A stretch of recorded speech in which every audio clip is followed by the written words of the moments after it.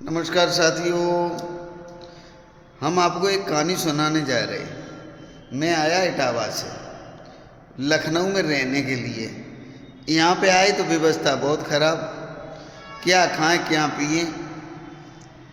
तो हमने एक वैद की दुकान खोल ली, छोटी सी दुकान ले ली और वैद की दुकान खोल ली और उस पर बोर्ड लगवा दिया कि यहाँ पर हर मर्ज की दवाई मिलती है और हमारी फीस है 500 रुपये।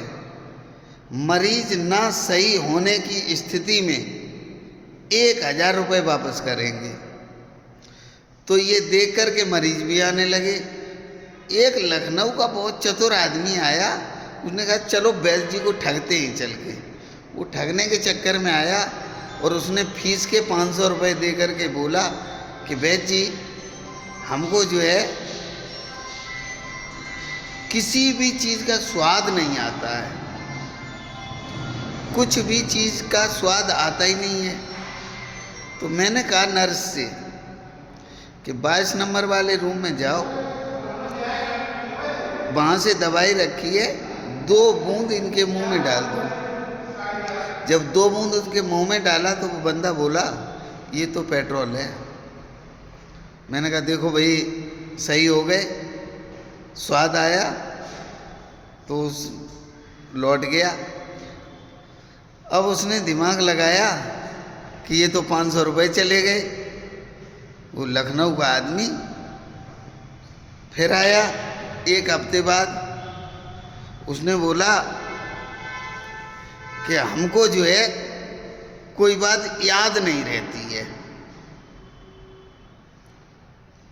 मैंने कहा निकालो 500 रुपये। उसने फीस दे दी 500 रुपये।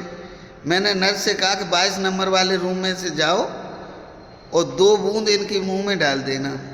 जब जैसे ही 22 नंबर में चलने लगी तो बोला कि ये वो तो उसमें तो पेट्रोल रखा है। मैंने कहा देखो याद आने लगा। अब उसने माथा पटका, बोला कहाँ फंस गए इटावा वाले से। 500 रुपये दे के फिर चला गया। बंदा आया 1 हफ्ते बाद, उसने 500 रुपये फीस जमा की और फीस जमा करके बोला वैद्य जी हमको कुछ दिखाई नहीं देता है, करूं तो करूं क्या। मैंने उसकी झूठ मूठ नवोज टटोल ली। नवोज टटोल के मैंने कहा कि भाई तू जीत गया, तू लखनऊ का, और मैं हार गया। ये पकड़ अपने 1000 रुपये और भाई हमें माफ़ कर दे। वो तपाक से बोला ये तो 500 ही रुपये तो है।